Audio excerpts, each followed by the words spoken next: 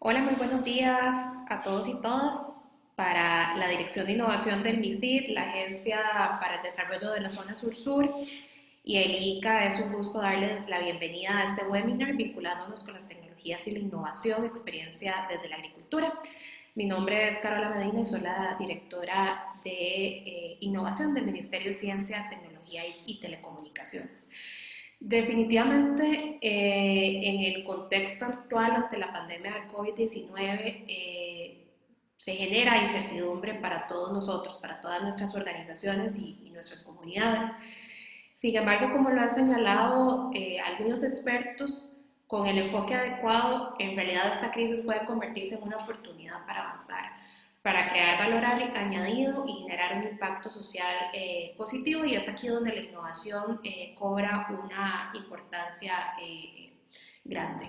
En ese sentido, nuestro interés como ministerio es el de ofrecer a las y los empresarios y a las organizaciones sociales y productivas de nuestros distintos territorios las herramientas y las habilidades para que puedan transformar sus modelos de negocio, apalancándose precisamente en la innovación y las tecnologías de la industria 4.0, y a fin de que ustedes pues, puedan navegar de forma adecuada en esta situación global. Tal y como lo ha señalado el ICA, nuestro aliado estratégico, esta mañana, las tecnologías asociadas a la revolución industrial 4.0 aplicadas a la producción agropecuaria en particular pueden contribuir a generar enormes economías de escala y a fortalecer la capacidad para minimizar los riesgos asociados al cambio climático o a la salud, como en el contexto actual, al mismo tiempo que puede contribuir a lograr una economía agrícola más productiva, más competitiva y sostenible. Esperamos que esta mañana la presentación de Jonathan Castro de la Gerencia de Proyectos del ICA pueda brindarles toda esa información para que ustedes puedan repensar las estrategias de sus negocios incorporando el componente de innovación. De nuevo, muchísimas gracias a todos ustedes por participar y esperamos que esta actividad sea de provecho. Le doy ahora la palabra a Jorge Badilla, que es el presidente ejecutivo de la Agencia para el Desarrollo de la Zona Sur. Muchas gracias, Carola. Como decías, en nombre de la agencia de la zona sur, realmente muy agradecidos por el apoyo de MISIT y ahora del ICA en esta puesta en marcha de seminarios en línea, ofreciendo desde la zona sur pues, información igual para todo el país, porque sabemos que en los registros los participantes hay de todo el país. Y bueno, la motivación es ponernos realmente al contexto de la innovación en marco, digamos, desde antes de COVID ya veníamos conversando sobre estos temas, pero ahora con el COVID realmente es urgente y necesario más en materia agrícola y mejora de producción. Y más preámbulo, voy a dar una explicación general del webinar, ¿verdad? Este, Tenemos la opción a través del chat de hacer consultas, hacer preguntas o comentarios. Tenemos la opción en preguntas y respuestas para que el panelista al final del evento, que es aproximadamente entre una hora, él pueda abordar diferentes consultas.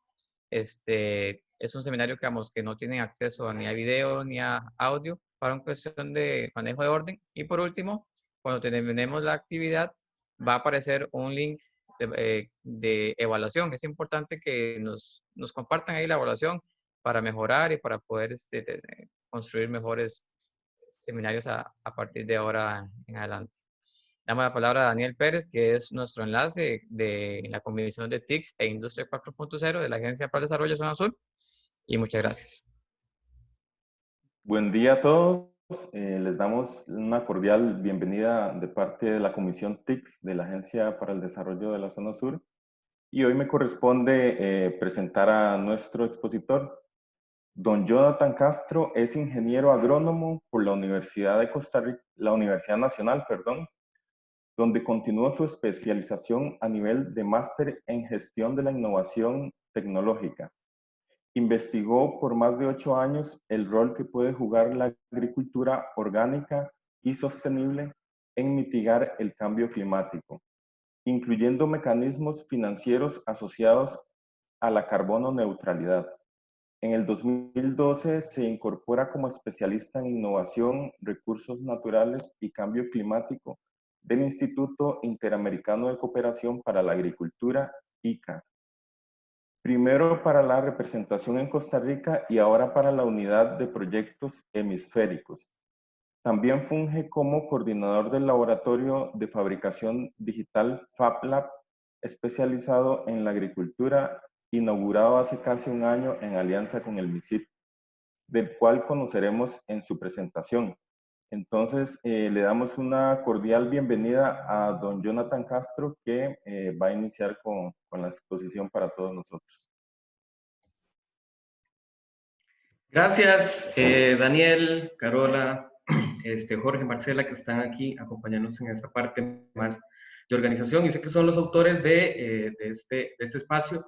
Agradecerle muchísimo a las personas que ya vemos conectadas. No se sientan tan aislados, por favor, usen y abusen el espacio de preguntas y respuestas. Ya vemos que hay algunas personas ahí que están poniendo algunos detalles. Mi nombre es Jonathan, yo vengo a compartir con ustedes una experiencia y algunas cosas que esperamos que sean de mucha utilidad para empezar con una discusión muy importante. Creo que efectivamente en el marco de la pandemia y del COVID estamos buscando cada día hacer las cosas diferentes y buscando soluciones nuevas a preguntas viejas que ahora urgen más. Entonces, creo que es una muy buena oportunidad para hablar de esto. Si ustedes me dan un minutito, ya les voy a compartir la pantalla. Y efectivamente decirles que básicamente hoy lo que vengo es a comentarles en este taller de cómo vamos a hacer o intentar hacer una vinculación con la innovación desde el sector agrario. Nosotros somos el Instituto Interamericano de Cooperación para la Agricultura, el IICA, estamos en San Isidro de Coronado, y pues es un instituto internacional de carácter hemisférico que tiene oficinas en los 34 países. Ahí, por dicha, eso nos ayuda a jalar para casa, ¿verdad? Pues un poquito para Costa Rica de todo ese conocimiento que tenemos ahí. ¿De qué les voy a hablar?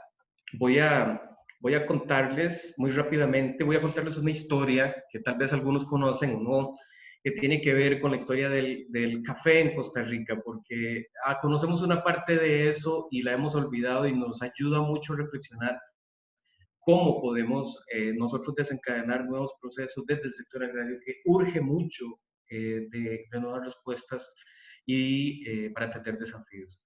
Contarles que esa historia que pasó hace muchos años, ahora tenemos un contexto prometedor, hay muchas cosas de que echar mano, no estamos solos, a veces lo que estamos es un poco distraídos y viendo en lugares equivocados para desarrollar y gestionar innovación, y especialmente en el sector agrario. Voy a contarles un par de cositas que estamos haciendo como ICA, donde, pues bueno, siempre andamos buscando buenas ideas, buenos socios para hacer las cosas y al final unos mensajes claves. Les insisto, por favor, todo lo que son preguntas y comentarios, los pueden ir anotando, los estamos revisando hacia el final. Les contaba, innovación y creatividad. Yo no sé si ustedes hoy en la mañana se levantaron y bueno, no todo el mundo lo hace, hay algunos que no les gusta, no les cae muy bien, pero la mayoría de nosotros nos hemos tomado ese cafecito de la mañana y sabemos los que estamos en agricultura que cuando uno se sienta en la mesa a disfrutar de algo, hay un trabajo enorme detrás, tanto para llevar ese producto como para la forma en que está llegando. El café tiene una historia súper interesante que comienza en África, en Etiopía.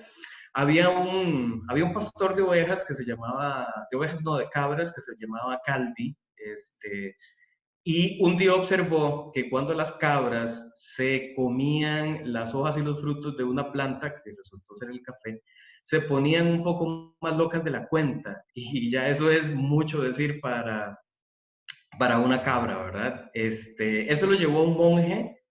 Eso más o menos pasó en los años 1400, imagínense, estamos hablando de hace 600 años, porque los monjes eran tanto la autoridad religiosa como la autoridad de conocimiento. Y pasó algo muy interesante, el monje se interesó y lo primero que hizo fue un té, él intentó hacer un té con las hojas de café y eso no le supo para nada bien y no le gustó.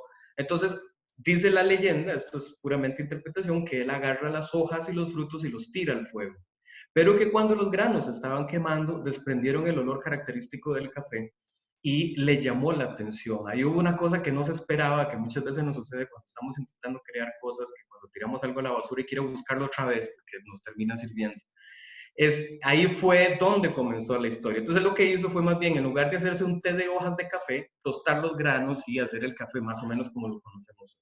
Ahí viene una parte de la historia que omitimos, que es cómo el café pasa de África a la zona árabe, que hay formas impresionantes de cómo se prepara y cómo se disfruta el café. De Arabia pasa para Europa, donde es parte de estas sociedades.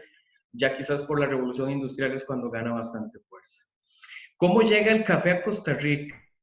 Tiene otra parte de historia súper interesante que tiene que ver con un francés que se llamaba Gabriel Mathieu de Cly, que nació en 1720. Él venía como migrante a América, venía como migrante a las tierras de América. Y por alguna razón, él decide traerse una planta de café. Yo no sé por qué no se trajo mejor las semillas. Él insistió en traerse una planta de café de un jardín botánico de París y venía en un velero. El velero tiene una desventaja. Si no hay viento, el barco no avanza. Y si el barco no avanza, se empiezan a gastar las provisiones hasta llegar a puerto. Resulta que inclusive Gabriel Mathieu tuvo que, está documentado, él tuvo que compartir el agua dulce, que es súper limitada en el caso de un barco, con su planta de café. Y la gente empezó a hacer tramas de que por qué cuidaba tanto la planta, que si eso era una brujería, intentaron botársela del barco porque era la causante de que no hubiesen vientos y él se defendió y bueno, después aparecieron los vientos y él puede llegar a Martinica, en las islas del Caribe, donde en 1776 es donde llega la planta de café. De ahí pasa algo interesante. De 1776 en el Caribe a 1808, Tomás de Acosta, que estaba en el país, era cubano, es una cosa interesante, él fue como capitán o esas figuras que teníamos antes de la independencia. Se entera, posiblemente por ser todos de la zona Caribe, se entera del tema del café y empieza a impulsarlo. También hay una historia, una parte de la historia es que habían alemanes acá y masones que conocían bastante bien del contexto y el aprovechamiento del café, y se empezó a impulsar. Para 1820, que sabemos que esa es una marquita de café que anda ahí dando vueltas, y esa fecha es icónica porque fue la primera exportación de café, que fueron, yo le pongo ahí gloriosa, que fueron 50 kilos, fue un saquito lo que nosotros mandamos de café a Panamá. Esa fue la primera exportación y no sabíamos lo que iba a pasar después de ahí, ¿verdad? Porque el café era una cosa que se estaba explorando. Hay partes de la historia que cuenta que estaban en las macetas, en las casas, porque la flor es muy aromática y los frutos son muy atractivos en color. De 1820 al 21, qué interesante, coincide con nuestra independencia, que los gobiernos municipales impulsan el cultivo. Y vamos a ver que esto, por estas razones, el café y la agricultura es muy importante en la sociedad que tenemos hoy. Los gobiernos municipales dan un empujón y es muy interesante porque estas son cosas que están sucediendo ahora. Las municipalidades, hemos visto evoluciones muy positivas de cosas que teníamos antes, donde simplemente las municipalidades pues, arreglaban caminos y recogían basura. Ahora se involucran más en el desarrollo de la economía, porque saben que una economía que se mueve es una economía que tributa y es una economía que hace crecer un municipio. Les dejo pensando, y una cosa muy interesante que hemos identificado, que es una ley reguladora de actividades, sociedades públicas de economía mixta, donde municipalidades, empresas privadas y sociedad civil se pueden aliar para hacer empresas, o impulsar el café. En ese momento, si existiera esa ley, hubiera sido súper importante para tomar ese tipo de decisiones. El café empieza a crecer y pasan cosas muy interesantes. En 1825 se le exime del pago del diezmo. Esas son palabras mayores. En un pueblo tan conservador, plenamente católico, se le dice a la iglesia, no, mira, esta actividad económica ya no va a pagar diezmo para que la gente se motive. En 1831 sucede algo en donde la Asamblea Nacional le dice a, perdón un momentito, la Asamblea Nacional le dice a la gente que quien cultive café por 5 años se deja la tierra, ¿verdad? Entonces esa es una motivación muchísimo más grande. Y esto hace un cambio muy importante en cómo el café se desarrolló en Costa Rica y en el resto de países de América, si se quiere decir. Una vez un historiador que le damos siempre seguimiento al tema nos decía que en Costa Rica el rico sembraba café como rico y el pobre como pobre, ¿verdad? Todo el mundo podría tener sus pequeñas plantas, un jardín, o podrían tener hectáreas de plantación, pero cada uno aprovechaba para el desarrollo del cultivo. Eso después nos habla mucho del modelo que tuvimos para la producción de café. Esto avanza y hasta ahí lo que teníamos era producción y teníamos un gran problema, no teníamos salida al Caribe, la ruta para Europa era sumamente larga y principalmente eran ingleses los que jalaban el producto. George Stifel hizo una de las primeras negociaciones y exportaciones de café a Europa en 1832, pero era muy curioso porque estos barcos, como pasaban por Cabo de Hornos, el café se etiquetó como chileno y en Chile nunca ha habido una planta de café, era café costarricense que pasaba por los puertos de Chile donde se consolidaba y llegaba a Europa. En 1840 pasa algo que tiene que ver mucho con la gestión del riesgo y el miedo que a veces tenemos de hacer las cosas. William Laclau viene con el velero el Monarch y llega a Caldera. Él viene bajando Honduras, Salvador y andaba consolidando cargas. Y llega a Caldera y le dicen que vaya a San José, porque hay un señor que se llama Santiago Fernández Hidalgo que tenía café y que no lo había podido vender. Él sube, se encuentran en San José y el inglés, William, le dice a don Santiago que sí, que le compra el café, pero que no se lo puede pagar, que él se lo va a llevar para Europa y que va a volver en un par de años con la plata. Y este tipo toma el riesgo y le dice, bueno, está bien, llévate el café y yo aquí lo espero. Eso verdaderamente que es parte de las cosas que nosotros nos tienen que motivar a pensar diferente en los riesgos que toma. La historia tiene un desenlace muy bueno. William Laclau vuelve, creo que 2 o 4 años después, y no solo vuelve con la plata, sino que vuelve con más veleros para pedir más café y se consolida lo que es el café en la exportación de café. Después viene toda una historia donde esto se empieza a crecer, cambiamos a la obra pública, a la inversión pública. Yo pienso que estos espacios donde está el MISID empujando y dando cosas es parte de las cosas que hemos hecho. Por ejemplo, hacer el camino de carretas desde el Valle Central hasta Punta Arenas, pues fue una obra pública que cambió muchísimo en la forma en cómo ese café salía y era beneficio para todos. Entonces, ese café que se vendía, alguien lo recolectó y se le pagaba por ir a comer café a una finca, por dar mantenimiento, y que se vendía el café del grande y el pequeño. Y yo aquí les pregunto, esta es una historia de innovación y uno tiene que pensar cómo esto ha ocurrido. El tema de pensar diferente y tomar riesgos no es relativamente tan nuevo. Cuando uno se pone a pensar qué motivó a Gabriel Martí de Clou de atraerse una planta de café de Francia y compartir el agua. Eso es pasión. Él tenía una convicción de que había un futuro. Dicen que él no pudo ver los capitales de Martinica, hoy son súper famosos por la calidad del café que se genera en esa isla y desencadenó lo que hoy conocemos. ¿Cómo hizo Tomás de Acosta para motivar y caer en que el cultivo de café es importante? No tenía una herramienta como el Canvas, como la metodología de análisis de clientes y a dónde va a llegar esto y cómo se exporta. Había una buena intuición, una buena idea y un buen empujón que dio él junto con las municipalidades. Disrupción cuando eximimos el pago del diezmo. Es tremendo pensar, decirle a la iglesia en ese tiempo no te vamos a dar plata. Esos son riesgos muy fuertes, son disrupciones que causan ahí importantes. El Estado decide motivar la plantación y es parte de lo que estamos haciendo aquí, ¿verdad? ¿Cómo hay una decisión muy firme, por ejemplo, en la actual administración, en el MISID, de empujar y ver el tema de la innovación, gestión tecnológica y desarrollo como un pilar importante para abordar el tema del desarrollo económico y social. Y una cosa muy interesante, ¿cómo fue esa conversación entre William Laclau y Santiago Fernández para que le entregara el producto de años de su tierra y que lo esperara con su plata de café? Creo que ahí había mucho de cambio. Y vean que esto sucedió hace 150 años, en los 1830 y 40, hace casi 200 años. Y ahora estamos de nuevo pensando cómo hacer las cosas diferentes. La historia sigue, esto no se queda aquí.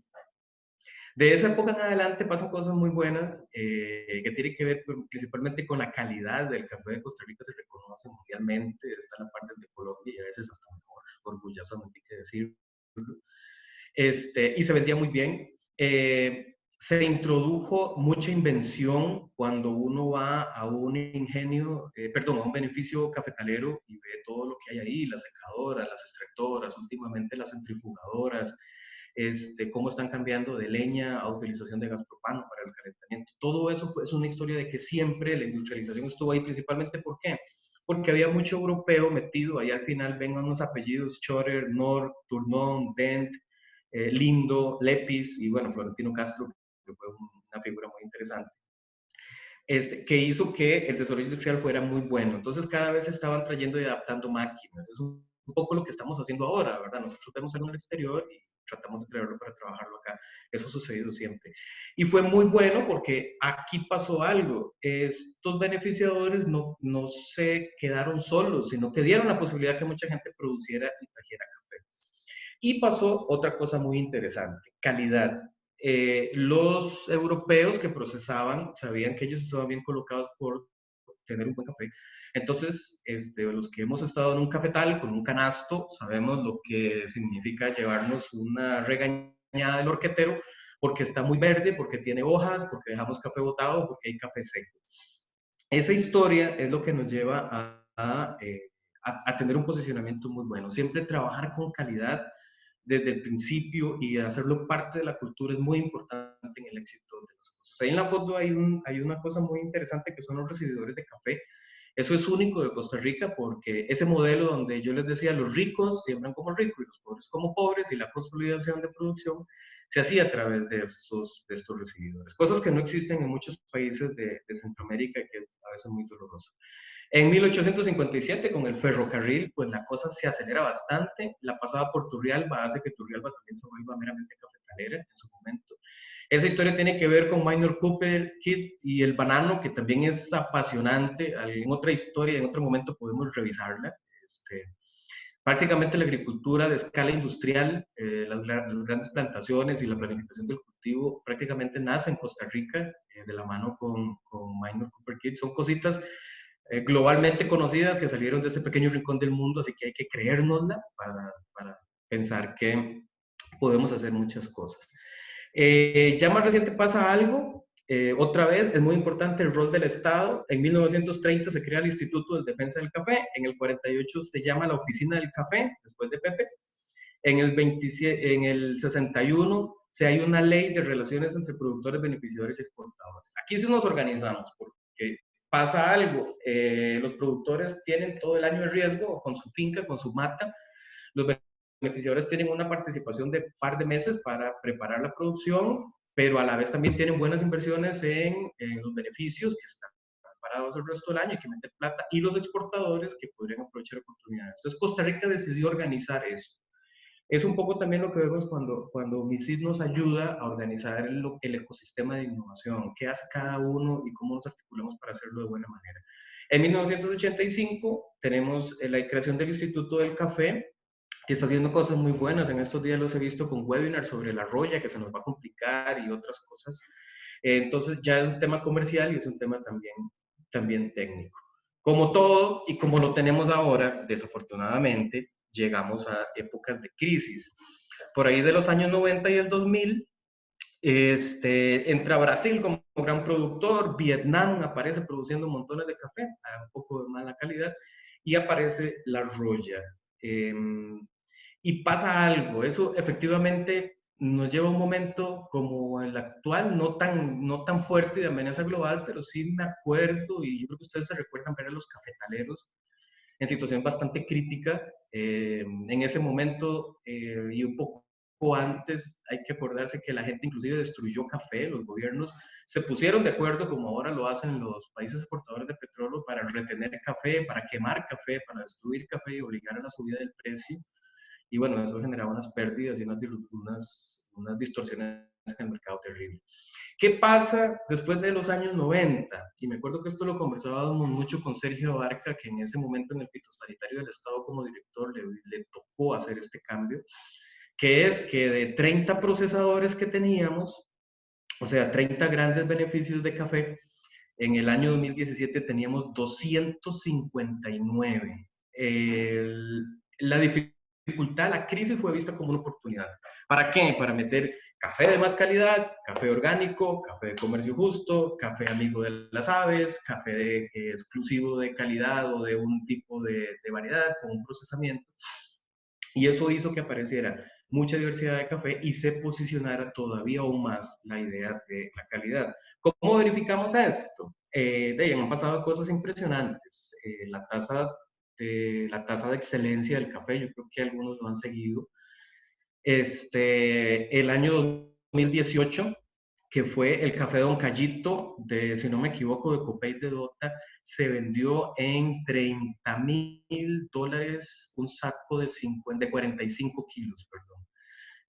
Cuando uno ve esto, se sorprende y uno piensa hasta dónde verdaderamente podemos llegar con buenas ideas, con compromiso, con innovación, con cambios en la producción agraria. Si uno lo ve desde un ángulo, un saco de café que cueste $30,000 es prácticamente un carro. Yo vacilaba, yo le presentaba esto a unos estudiantes de la Universidad Técnica Nacional y yo les decía, mire, ese carro viene con airbags, viene con radio con Bluetooth, aros de lujo y es equivalente a un saco de café, porque se trabajó muchísimo en la calidad. Pero ojo que no está pasando solo aquí, ¿verdad? En el resto de Centroamérica, en el año 2017, Salvador vendió uno a $6,300 el quintal, Guatemala 3,400 y Nicaragua, que también tiene un muy buen café, lo llevó hasta 2,500. Y ahí es un poco donde estamos hoy. Café sigue cambiando muchísimo, a mí me apasiona mucho y yo creo que como ticos a veces perdemos la oportunidad de no solo de tomarnos un buen café, sino de aprender de todo lo que está pasando. Hay cambios hasta en las formas de hacer café, ya no solo se hace chorreado, resulta que hay filtros especiales, máquinas especiales, hay tipos de tostado, temperaturas y tiempos que le siguen agregando valor a ese producto y es un poco la discusión de hoy. No era quedarnos sentados en el año 2000 viendo cómo el café no se vendía, sino decir, bueno, yo voy a procesar mi café en mi finca, le voy a dar más valor, le voy a aumentar la calidad y voy a llegar a esto. Estos productos de esa crisis es que hoy Don Cayito vende un saco de café en $30,000. Y es lo que nosotros como ICA, por ejemplo, estamos empujando mucho en este momento de crisis, de que haces una pausa, tal vez estás en cuarentena y en lugar de estresarte, deberíamos de tomar el tiempo para pensar mucho en esos cambios que necesitamos. ¿Podemos repetirlo? ¿Podemos hacerlo otra vez en medio de la pandemia y con tantas dificultades y con recesión económica a nivel global? Yo insisto que sí, porque hay muchos condicionantes que dicen que Costa Rica lo pueden hacer. A nosotros nos hacen un examen para verificar eso. Es un examen externo como país. Nosotros nos presentamos como país y la Sociedad Mundial de Propiedad Intelectual, el tema de propiedad intelectual, le interesa mucho la creación, le interesa mucho la innovación. Entonces hace un examen de los países y dice, vamos a ver quién es el más creativo, quién invierte más en estos temas, quién tiene mejores condiciones para desarrollar buenas ideas, buenos negocios, para hacer inversión. Entonces, nosotros monitoreamos mucho aquí en el ICA y en todos los que estamos en innovación este índice. Es un ranking mundial. Yo no sé si ustedes se acuerdan cuando salieron los rankings de felicidad y que Costa Rica es el más feliz del mundo. Y después sale que, por otro lado, vacila porque sale también como los que más beben guaro en el hemisferio. Entonces, esos son los rankings globales y este es específicamente de innovación. Es muy bueno porque Costa Rica siempre aparece ahí en una posición privilegiada. En Centroamérica casi siempre lidera. En el año 2017 fue una edición especial dedicada a la agricultura y decía que la innovación agrícola inteligente y digital, así como una mejor asimilación de la innovación en los países en desarrollo, pueden ayudar a superar los desafíos alimentarios. Esto nos lo vienen diciendo desde hace ratos especialistas a nivel mundial. Este fue muy interesante. En el año 17 Costa Rica estaba en la posición 53. Después pasamos a la posición 54 en el 2018 y pasamos a la posición 55 en el anterior, en el 2019. Y hemos visto algo muy interesante. Costa Rica no es que baja, es que otros suben más rápidamente que nosotros en esos rankings de condiciones de innovación. ¿Y qué es lo que nos están midiendo? ¿Por qué Costa Rica está ahí? ¿Por qué unos están mejor que otros? Nos miden dos cosas. El ambiente que tenemos como país, que tenemos nosotros para desarrollar. Todo el mundo nos pide buenas ideas y que innovación y que creemos y que hagamos cosas nuevas, pero necesitamos espacios, pero más adelante vamos a hablar de eso. Y después, ¿qué estamos produciendo? Entonces nos miden las instituciones, el capital humano, la infraestructura, la sofisticación del mercado y la sofisticación de los negocios. Es decir, cómo está el país. Y por otro lado, cuánto conocimiento y tecnología estamos generando y cuánta creatividad estamos generando. Vemos muchas noticias, por ejemplo, de chicos que están desarrollando videojuegos y ese tipo de aplicaciones digitales, y uno dice, pero estos son juegos. Sí, son juegos, pero resulta que son negocios de sus cientos de miles de dólares en algún momento. Entonces, como les comentaba, ahí está Costa Rica en el año 2019 en la posición 55. Casi siempre compartimos con Chile, con México, Colombia, Uruguay, son los que se vienen ahí liderando y ganando la campaña por el tema del ranking en América Latina. Vamos a ver, les comento un poquito que es muy rápido, qué es lo que nos miden. Vean qué importante, instituciones. Lo que nos pasó en el café, Tomás de Acosta se decide apoyarlo, las municipalidades se deciden apoyarlo, creamos una regulación entre productores, exportadores y beneficiadores, tenemos un instituto del café, cambios para poder hacer el beneficio a pequeña escala, y todo eso apoyó el cambio y el posicionamiento del café. Entonces, para innovación también nos dicen varias cosas. ¿Qué tenemos bien? Ahí en el índice, los puntitos que están rellenos son fortalezas, los que están vacíos son debilidades, y hay uno para el grupo de economías. Entonces, en Costa Rica es muy bueno la ejecución de la ley.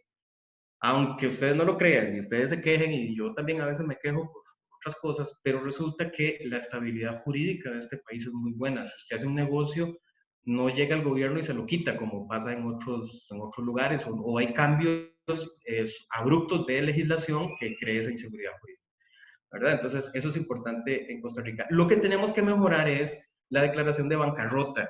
Esto nos asusta mucho cuando nosotros queremos hacer emprendimiento o queremos trabajar en innovación. El riesgo de quebrar está ahí y no sabemos qué puede pasar. Entonces, hace falta trabajar un poquito el cierre exitoso, no exitoso de negocios. Y también nosotros saberlos manejar, porque en innovación fracasar no es una pérdida, es un aprendizaje duro. Y eso nos tiene que motivar y nos lleva con más experiencia a abrir nuevos mercados. Otra cosa que tenemos muy buena es el tema de educación, que siempre he dicho Costa Rica, que invierte mucha plata y todos los chiquitos van al kinder, al materno, a primaria, a secundaria, y hay un nivel de deserción, pero bueno, se están vinculando. Y también a nivel universitario. El gasto que tenemos en educación es bueno. Eso nosotros lo hemos vivido aquí en el ICA cuando estamos sumando estudiantes en pasantías, estudiantes universitarios, jovencitos o recién egresados, que rápidamente se incorporan a esas tareas. Yo les digo a la gente que está interesada en hacer desarrollos, innovación, gestión y avanzar en ideas nuevas, que suben a muchachos jóvenes, ayudan montones y tienen una perspectiva diferente.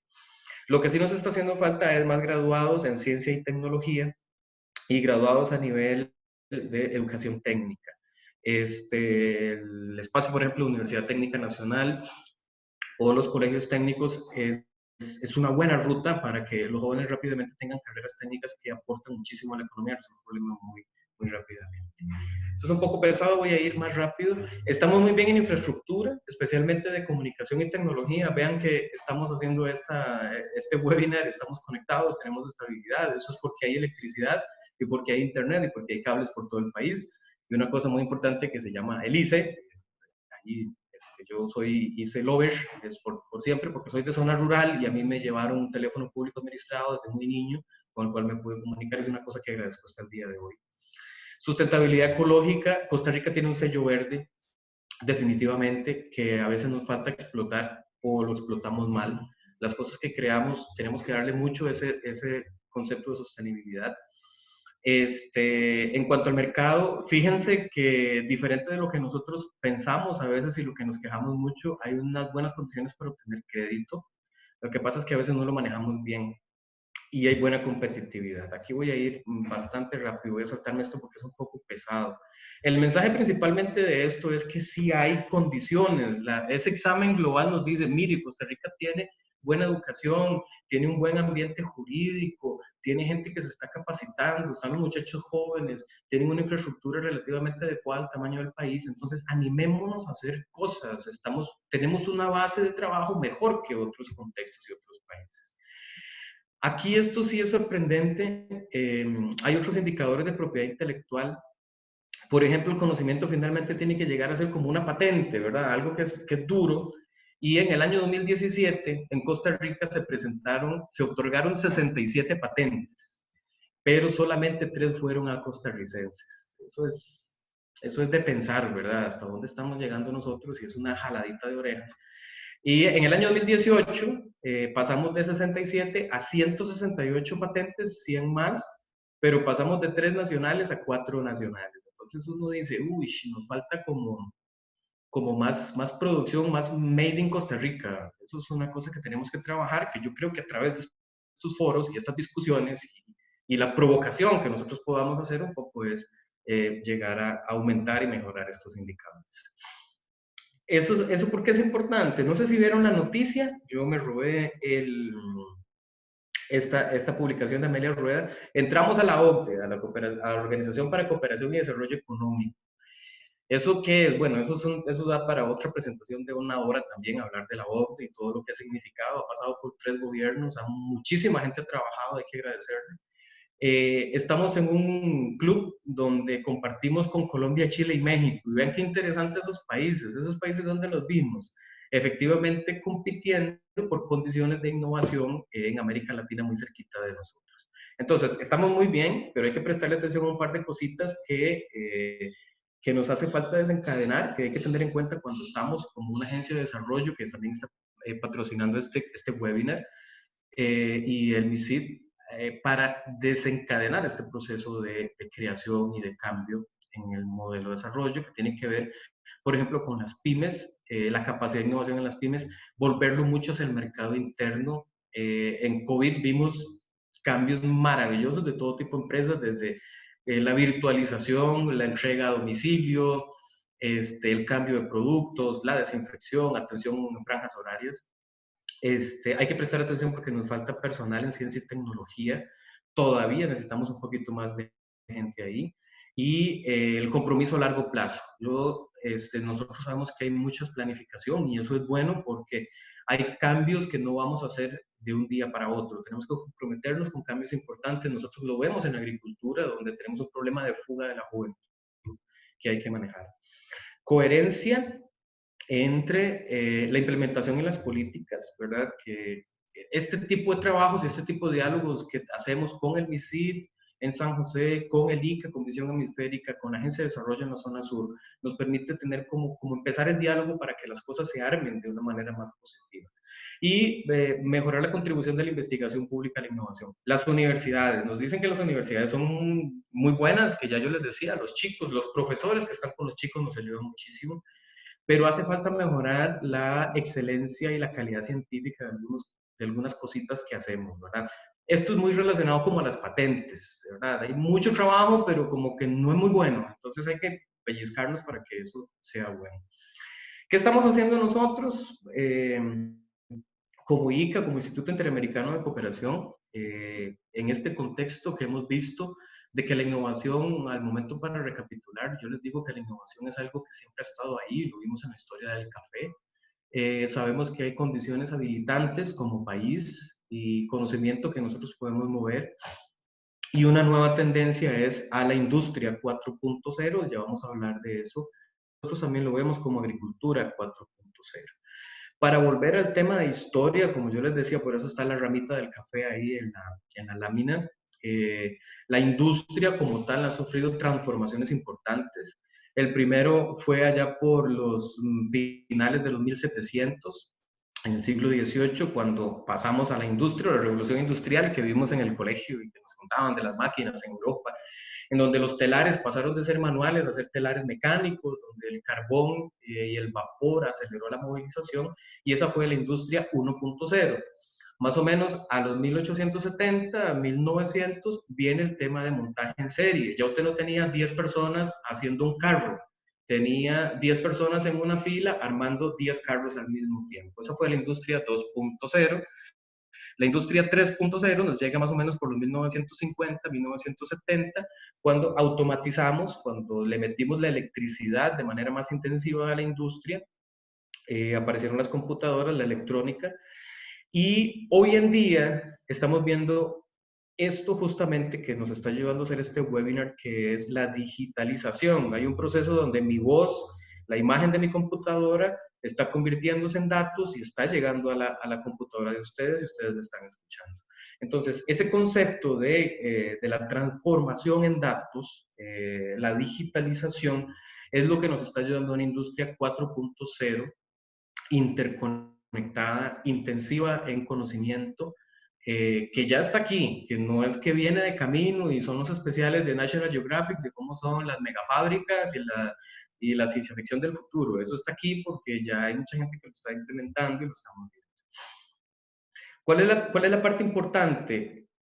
Cuesta interpretarlo. El Foro Económico Mundial nos dice, mire, la industria 4.0 es la convergencia entre lo físico, lo digital y lo biológico. Y ese es el ejemplo más importante de la agricultura. Por ejemplo, lo vemos en explotaciones a gran escala, como el banano, la piña, la palma, donde están las plantas, que es el componente biológico, está el componente físico, toda la infraestructura, el procesamiento, y un componente digital en donde, por ejemplo, a través de satélites, a través de sensores, se puede monitorear la madurez, el estado de fertilización de la planta, el estado de humedad del suelo, para poder optimizar la producción.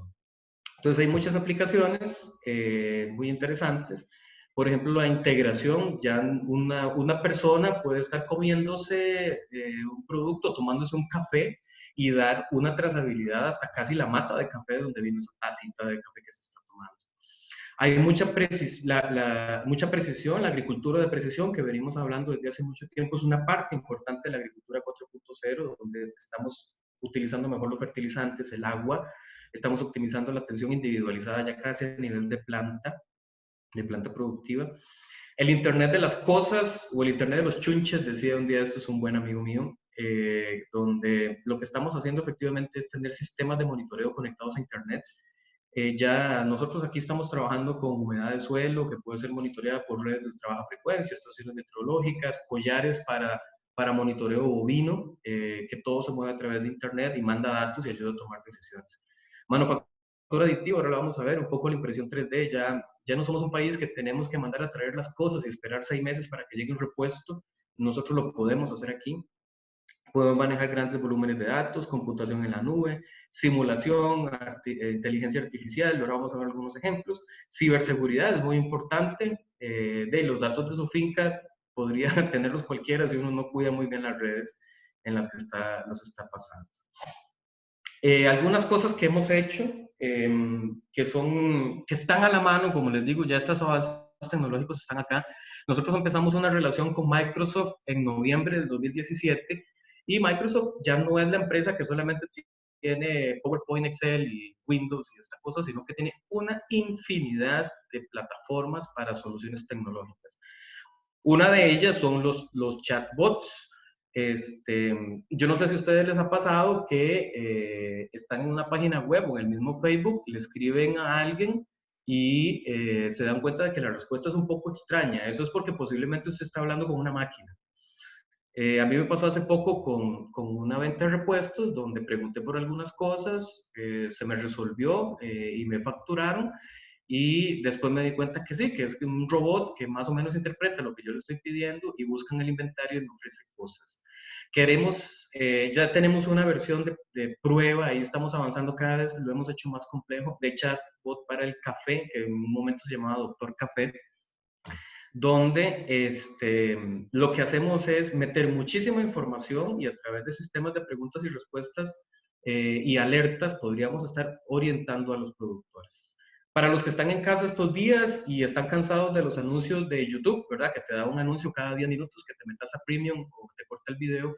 Nosotros hicimos una plataforma que se llama ICA Play para tener videos especializados en agricultura. La gente que quiere saber de temas agrícolas se puede meter ahí, play.ica.int. Los invito a que se pasen por ahí. Aspiramos a que en algún momento le metamos inteligencia artificial y sea como un Netflix agrícola. Voy rápido porque ya me estoy comiendo un poco el tiempo. Les comentaba que estamos trabajando en estaciones meteorológicas de bajo costo. Esto hay que tenerle cuidado porque lo que nos dimos cuenta es que las estaciones se pueden hacer y tener muchos datos, pero después tomar decisiones sobre los datos de ambiente es complicado. Entonces hay que hacer un balance entre instalar estaciones meteorológicas, que por dicha ya le bajamos muchísimo el costo, ya andan por $500. Digamos que una estación profesional anda entre 6 y 11 mil dólares, eso es mucha plata para producción pequeña y mediana agrícola. Entonces, eso lo seguimos avanzando. Tenemos yo les hablo ahorita y ven la imagen de fondo del laboratorio de fabricación digital que nació de la oportuna y certera colaboración con el MISIT y con el Fondo Nacional de Telecomunicaciones. Yo les he venido hablando de creación, de innovación, y una de las cosas importantes por las cuales el concepto de laboratorios de fabricación se crearon es porque uno necesita un espacio para crear y herramientas para crear. Necesita tener, inclusive dentro de las herramientas, personas y formas para hacerlo. Entonces nosotros aquí en el ICA en Coronado nos dedicamos, botamos unas paredes de unas oficinas y sacamos a una gente por otro lado, para hacerlo así de manera más concreta.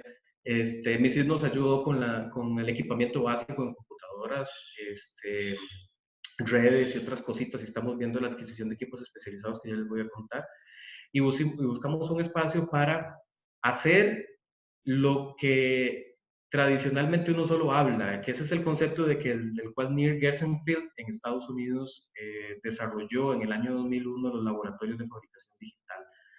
Es muy importante hacer esto, tener un webinar, conversar con todos ustedes, pero lo importante es poner manos a la obra, y manos a la obra con herramientas en la mano. Ahorita les voy a enseñar un poco el desastre desde el cual les estoy hablando para que me entiendan un poco, ¿verdad? Entonces, también es importante de que nosotros somos parte de una red global donde hay más de 1.300 laboratorios. Por ejemplo, ahora en la pandemia estamos conversando muchísimo con toda la red centro y suramericana para ver desarrollos que se están haciendo de atención, o sea, todas las ideas que están fluyendo en el mundo. Voy a ir un poco rapidito aquí. Nos gusta mucho el tema de gestión de método y preguntas que nosotros podamos hacer a las personas que tienen esta parte de creación. Agricultura es súper creativa, es súper propositiva, pero hay que tener cuidado de que nosotros trabajemos en el marco de que estemos resolviendo un problema del cual alguien esté buscando activamente una solución, al punto que haya puesto piezas juntas y haya un presupuesto o se pueda adquirir un presupuesto para solucionar un problema. Eso es una parte muy importante de la creación que nosotros tenemos. Mucho de esto es cómo gestionarlo, no vamos a entrar en detalles. Algunas otras cosas que hemos hecho, aparte del chatbot, la estación meteorológica del ICA Play, hace poco trabajamos con café, para seguir con el tema del café. Hicimos una app de teléfonos que era un juego donde yo le preguntaba a la gente cómo le gusta tomar, a qué hora le gusta tomar café, cuántas veces toma café, cuáles son los aromas, cuáles son los sabores del café que usted prefiere. Eso es un mundo completo. Y cuando esa aplicación analizaba todo eso, te recomendaba directamente un productor y un tipo de café de la zona de Los Santos, te daba el teléfono y el contacto para que compraras ese café que va a ser ajustado a tu paladar. Hemos tenido eventos regionales, aquí hemos atendido a la Organización Interamericana de Mercados Agrícolas para hablar de precios, y son cosas que ahorita es muy importante en el tema de la pandemia. Hemos ido a otros países, fuimos a Nicaragua a presentar esto y pasaron cosas muy interesantes. Fueron muy duros en analizar que la tecnología podría o no dar aportes en agricultura, y al final terminamos con ellos encantados, resolviéndoles problemas de oxigenación de estanques de peces en la zona del Arco Seco, en la zona seca de Nicaragua, poniendo las estaciones meteorológicas para el monitoreo de plagas de café y tratando de adaptar el collar de monitoreo bovino a la detección de celos. Esto no lo voy a ver en detalle. Esto siempre me gusta mostrarlo porque con Nicaragua, por ejemplo, vimos que el trabajo tenía que hacerse en un lugar donde no había internet, no había electricidad, la accesibilidad era limitada.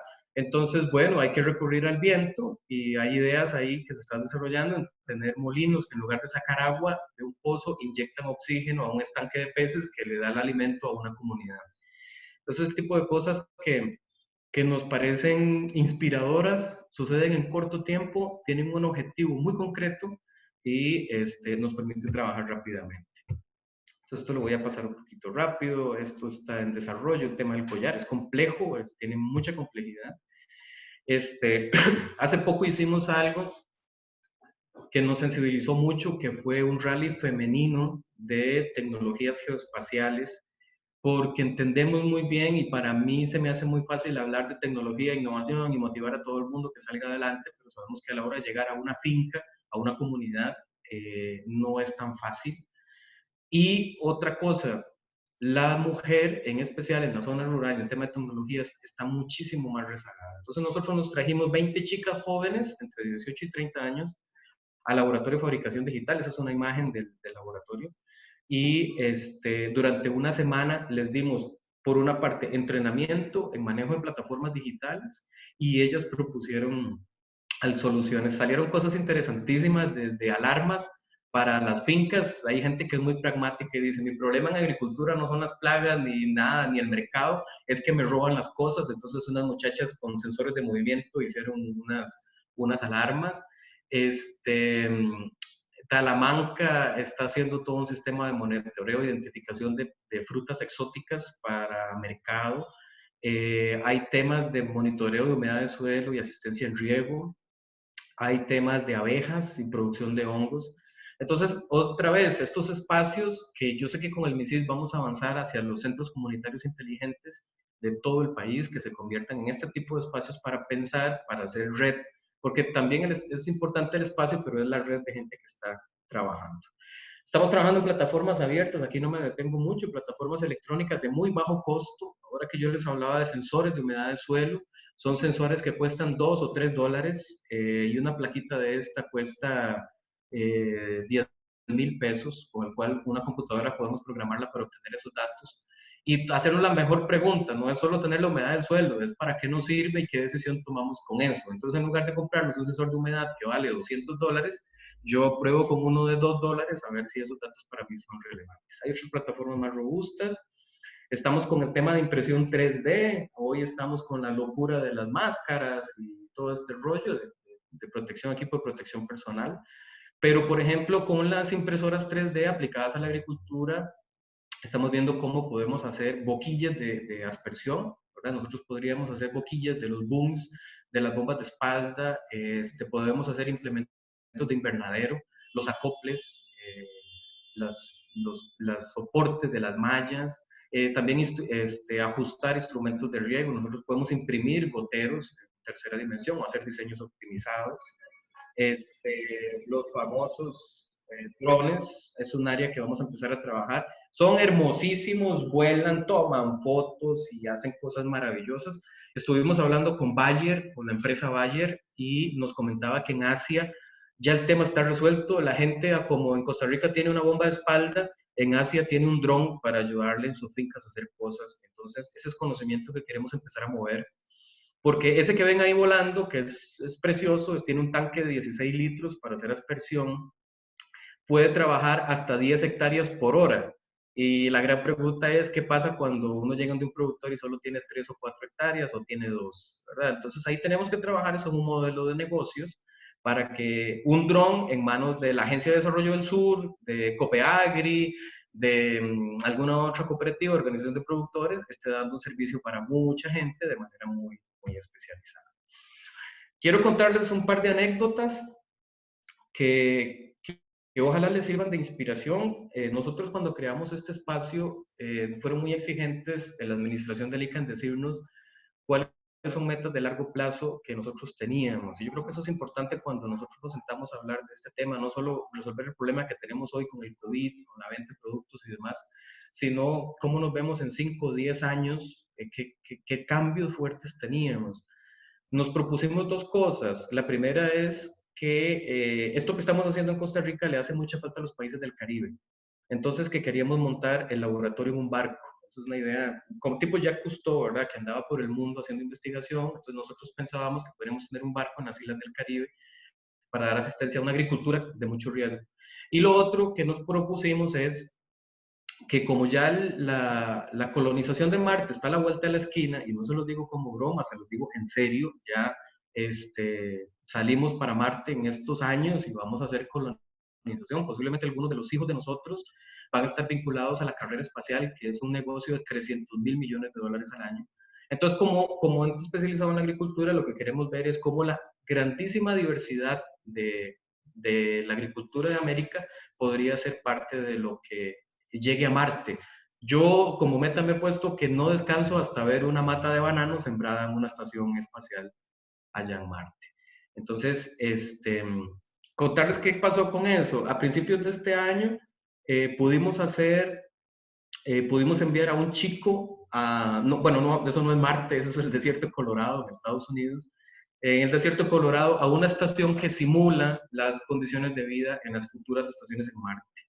Entonces ya eso fue como meternos ahí, como empezar a creer que sí se pueden hacer las cosas, y esto nos desencadenó de mucho interés para seguir trabajando en cómo posiblemente en algunos años, cuando volvamos a conversar, vamos a estar viendo cómo es la exportación de algunos productos de la zona sur a la Luna y luego a Marte, y cuáles son las restricciones sanitarias para los astronautas, y estemos ahí. Gente, se los digo, esto está a la vuelta de la esquina y va a suceder. Entonces, a veces los retos son más grandes y ni siquiera los conocemos.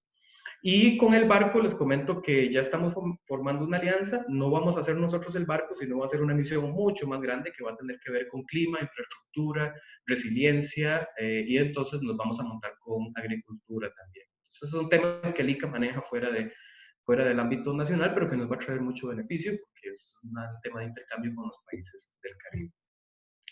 Cierro, 49 minutos 16 segundos, estoy un poquito pasado. Así, yo sé que hemos hablado de muchísimas cosas, creo que deben haber muchas preguntas, no he podido ver el chat, ya vamos a atenderlo, pero vean, lo más importante es crear, es lo que nos diferencia como la capacidad humana, ¿verdad? Siempre hablamos mucho del interior del planeta y del ser humano como responsable. Miren, la inteligencia está ahí y nosotros somos los que decidimos a dónde aplicarla. Y la parte de creación tiene que armarse de mucha perseverancia. Perseverancia porque, como yo les decía, a veces en Costa Rica lo que nos hace falta es una ley para manejar la quiebra de los negocios. Sí, eso es parte de la perseverancia, porque no es solamente la creatividad, no es solo las buenas ideas, sino es su dirección a que lleguen a un punto, que lleguen a un producto que le sirva a mucha gente. Eso tiene futuro porque Costa Rica tiene condiciones privilegiadas en la región. Se los decimos nosotros desde el ICA, que estamos viendo y analizando 34 países a la vez. Nosotros tenemos miembros desde Canadá hasta Chile, pasando por el Caribe, y de verdad que lo que sucede, por ejemplo, nos invitaron de Chile a asesorar un laboratorio de innovación agraria allá, y la gran pregunta que les hice desde Chile es el primer lugar de innovación en América Latina. ¿Por qué llaman a Costa Rica? Y nos dicen, bueno, porque aquí nadie trabaja en innovación en agricultura y Costa Rica es uno de los países que mejores condiciones tiene. Entonces, veámoslo por el lado positivo. Este seminario, esta alianza, MISID y ICA, Agencia de Desarrollo del Sur, es parte que demuestra que sí hay condiciones en el país. Y muy importante, educar y educarnos para el mañana que existe y que debemos crear. A mí me gusta mucho esta frase que dice que no tenemos que conformarnos con el futuro que aceptamos, sino construir el que merecemos. No nos quedemos sentados esperando a ver qué es lo que el ICA está haciendo en el laboratorio y qué es lo que van a traer de China y de Asia con los drones. Hagámoslo acá, créanoslo, pongamos manos a la obra, busquemos herramientas. Esos jóvenes que están en las universidades, que están saliendo, esa gente muy capaz de empresa privada que a veces quiere ayudar y no sabe cómo, entonces hay que jalarlos para que lo hagamos. Cierro dándole las gracias por su tiempo. Ese que está ahí es el muchacho mío, tiene 2 añitos ahora. Y yo cuando cierro la charla, y cuando es este tipo de charlas que tiene que ver mucho con inspiración, les digo que lo que hagamos es para ellos. Ellos se van a quedar un tiempo más, y yo sé que mucha de la gente que está escuchando esto va a ser responsable de que ese chico coma algunas cosas en San José que vienen de la zona sur. Trabajamos muchísimo con los frijoleros en la zona sur, y cuando uno se come un platico de frijoles, yo me acuerdo verlos a ellos con sus machetes en la finca poniéndole bonito. Entonces, todo esto que hagamos efectivamente es para el futuro, y el futuro son ellos que están ahí. Entonces, yo les agradezco mucho, estoy despidiéndome aquí, voy a pasar a los moderadores para que me indiquen y veamos el tema de preguntas y respuestas. Jonathan. Sí, te escucho. Quería hacerte, bueno, un par de preguntas así por el audio. La primera es, ¿cuál ha sido la experiencia en cuanto a la recuperación de la inversión para este tipo de aplicaciones 4.0 para pequeños agricultores en comparación a grandes monocultivos? Esa pregunta, ¿verdad? De repente hay agricultores de la zona sur conectados y pues aquí se da mucho eh, la agricultura a pequeña escala, ¿verdad? Entonces de repente pueden estar interesados en ese tema. Ese es todo un tema. Es fuerte porque, a ver, ¿qué es lo que pasa? Una finca mediana o grande, tanto tiene la plata como puede ir a pedirla prestado y tiene garantías para muy rápidamente comprarse un Chapulín 4.0 o o sea, una persona. Nosotros estamos trabajando mucho en análisis de modelos de negocios. Por ejemplo, nos gusta mucho una cosa que se llama pago por beneficios. ¿Qué es pago por beneficios? A ver, había un tipo que vendía luces LED cuando salieron las luces LED, hace muchos años. Él llegó a un hotel y le dice al hotel, mire, esto es una maravilla porque ahorra electricidad y es lo más moderno que hay. Entonces, si usted me compra todas las luces LED, va a tener un gran ahorro de energía y un ahorro en la factura. Y el hotelero le dice al tipo, ve, hagamos una cosa, si las luces LED ahorran tanto, usted las pone por su riesgo y yo le pago con el ahorro. El tipo hizo los números, vio que la cosa salía, buscó la plata prestada, instaló las luces LED, el hotel ahorró, le cumplió en pagar y él generó un negocio que era colocar las luces LED a través de financiamiento y pagarse con el ahorro. Eso es pago por beneficios. El tipo que hizo esto, pasó de venderle a los hoteles a venderle a toda una municipalidad, a todo un municipio. Por ejemplo, iluminar todo San Vito hacerlo con la municipalidad, con Fuerza y Luz o con el ICE. Entonces nosotros en agricultura estamos viendo eso, cómo juntar a un grupo de gente a la que vos podés impulsarle alguna mejora tecnológica que ya está validada, muy avanzada, y pagar con el excedente que esperamos, porque no vamos a meter la tecnología para que la finca siga igual. Yo estoy esperando un incremento 5, 10, 15% de producción, y de ese 5, 10, 15% yo le puedo dar un 2, un 7 o un 8% al que me lo está facilitando por un tiempo determinado. Eso también obliga mucho que el prestador de la tecnología tenga que pellizcarse y te ofrezca algo que verdaderamente incremente la producción de tu finca, el ingreso de tu finca para que le pague. Entonces, el tema es que la brecha, sí, efectivamente, sí hay una brecha porque no es tan fácil. Sabemos que la gente pequeña y mediana finca no tiene circulante para meter tecnología ya. Entonces lo que estamos buscando es ese tipo de alianzas. También el tema del crowdfunding. Crowdfunding es el financiamiento de las masas. Uno ve campañas en internet que a usted le dicen, hey, hay un reloj muy bonito que tiene no sé qué cosa, y usted lo puede precomprar. Usted manda los $50 y ese reloj se produce ya cuando hay más o menos 200 unidades solicitadas. Entonces en agricultura también estamos viendo eso, pero no con plata. Yo le puedo decir a un agricultor que me dé, de los 20 sacos de frijol por hectárea que saca, que me dé medio saco. Y con ese medio saco lo vendemos y colocamos la plata para introducir alguna tecnología. Esto yo creo que es enredado, pero es que la pregunta no es fácil, mi estimado, por ahí. Ok, yo tengo otra pregunta y luego voy a leer las otras preguntas de los Bien, gracias. participantes. Perfecto. Mi otra pregunta es, ¿existe alguna figura o programa para obtener capacitación y certificación del ICA en estos temas? Aún no. Nosotros en el laboratorio tenemos dos objetivos importantes. El cierre de la brecha, que efectivamente es gestión de conocimiento, y el otro es el desarrollo de prototipos y innovación dura. Lógicamente ahorita con el tema del COVID teníamos preparados varios paquetes de capacitación que tenían que ver con aplicaciones telefónicas, prototipado electrónico para la agricultura, sistemas de información geográfica para planificación agraria, pero bueno, tuvimos que detenernos porque no estamos para llenar de 20 o 40 personas los auditorios. Nosotros vamos a avanzar en esa línea. Nos interesa mucho, como ICA, efectivamente, que estos cursos después se repliquen en los 240 centros comunitarios inteligentes de todo el país.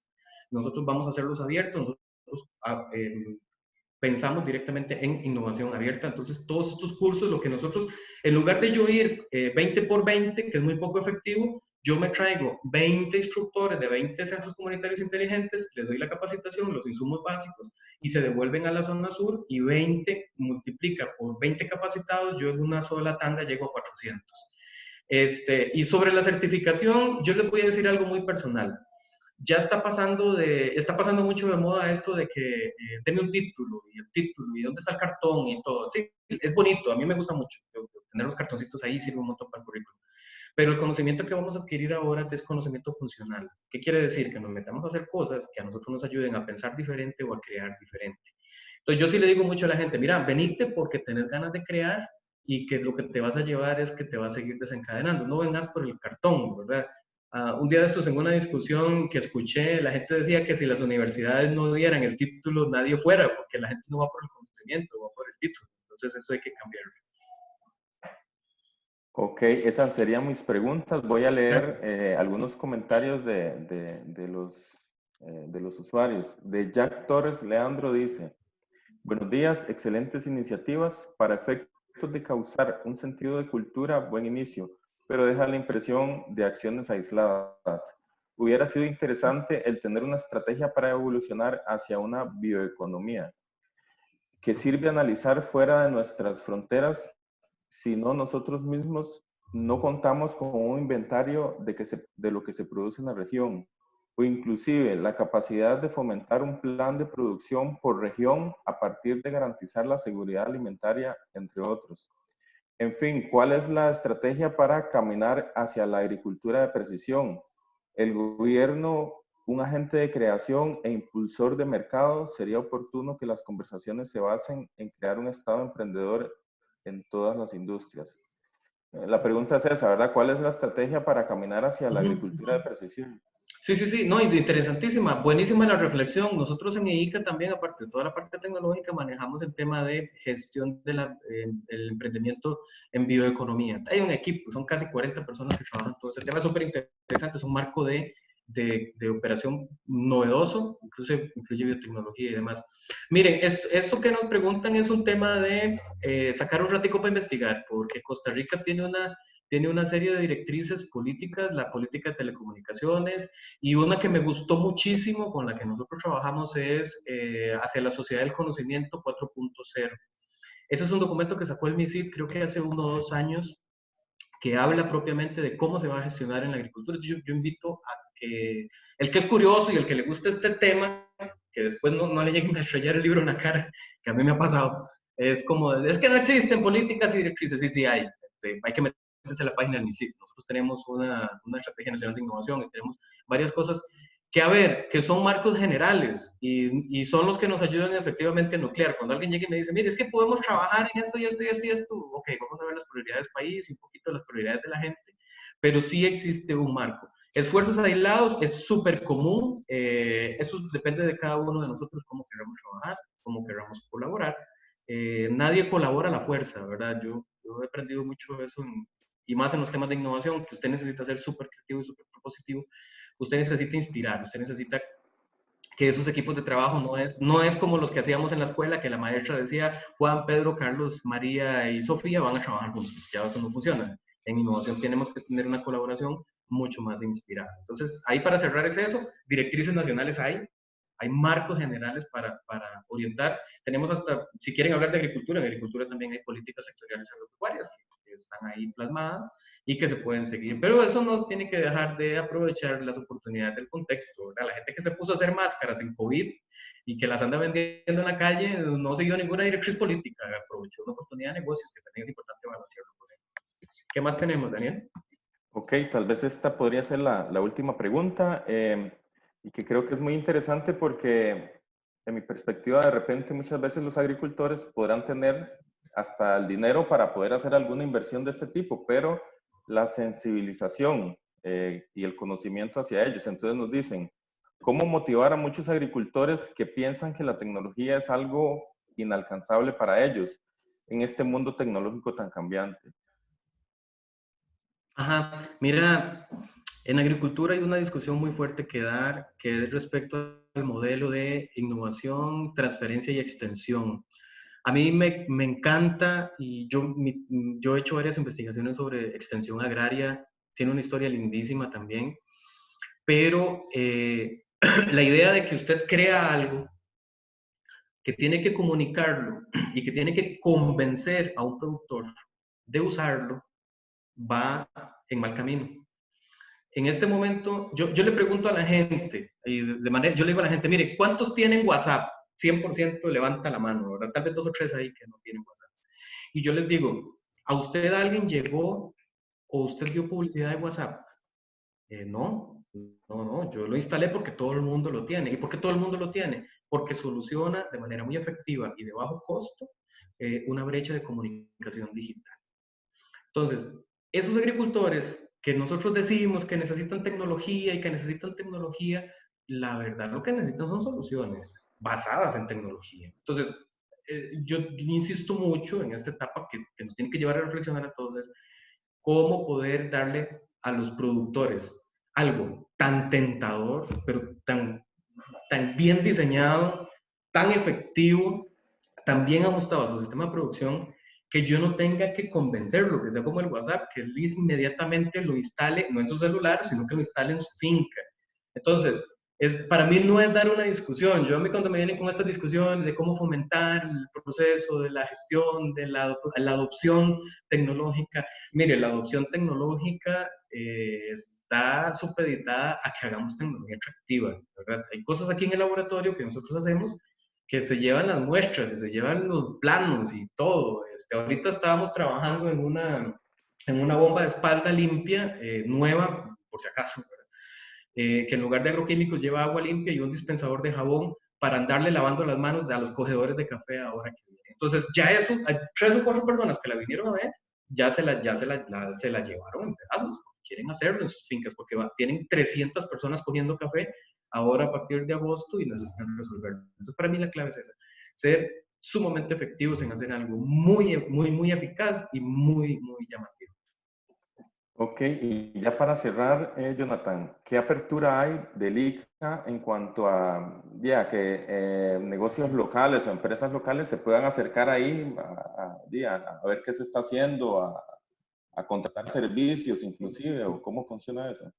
Mira, apertura total. Lo que pasa es que no damos abasto. Yo les soy muy honesto. El laboratorio apenas va a cumplir un año. Todo lo hemos suplido. La experiencia que yo les dije con los estudiantes es porque tenemos un montón de juniors. A veces esto parece una guardería y a mí me encanta. Es un montón de chiquillos que crean un montón de cosas. Por ejemplo, hay unos muchachos que están haciendo idea que sale del laboratorio, un sensor de alcohol para que te recuerde lavarte las manos. Entonces, ese sensor no deja de pitar hasta que vos metas la mano en un dispositivo y siente que hay alcohol. Otro chico está trabajando un termómetro infrarrojo, otro me va a terminar el tema de la bomba de espalda y el lavado de manos. Otro va a trabajar el tema de desinfección de monedas y billetes para ferias del agricultor. Con muchos chicos. Yo estoy encantado, yo como se les decía a mí, para mí el tema de la colaboración y que lo hagamos en un espacio de coincidencia de temas, lo podemos revisar. Sí me da mucha pena porque más en el contexto de COVID, cuando ya tenemos demanda no solo de Costa Rica, sino de 34 países que necesitan resolver cosas, el tiempo es limitado, pero si la gente nos tiene paciencia, que es lo que yo les digo, si tienen paciencia, escríbanos, el correo mío es Jonathan, así como se ve en la cámara, jonathan.castro@iica.int, y ahí buscamos la ruta. A veces inclusive yo le digo a la gente, no es con nosotros, alguien ya lo solucionó, entonces yo le digo, mira, andate al laboratorio de la UNED, o al Centro de Innovación de Intel, o a una empresa X en la zona atlántica, que ya eso lo desarrolló y lo tiene resuelto. A veces es tan sencillo como eso, o a veces es de sentarnos y pues de hacer un trabajo más detallado en cosas que verdaderamente vayan a lo siguiente, lo que hablamos antes. Sí nos dan muchas ganas de trabajar cuando vemos que vamos a desarrollar algo tan atractivo que la gente va a pelear por tenerlo en sus fincas. Entonces, por supuesto, ténganos paciencia con el correo jonathan.castro@iica.int y pues ahí poquito a poco vamos conversando. Perfecto, don Jonathan, yo creo que ya vamos finalizando, ¿verdad? Muchísimas gracias por este tiempo. Marcela va a decir Sí, algo. sí, sí. Quisiera aprovechar la oportunidad sobre lo que estábamos hablando de bioeconomía, ¿verdad? Contarles que el Ministerio de Ciencia, Tecnología y Telecomunicaciones, en conjunto con el MISID, el MEIC, el MINAE y el MAC, trabajan en una estrategia nacional de bioeconomía que va dirigida a los esfuerzos de los que ha hablado Jonathan durante esta sesión.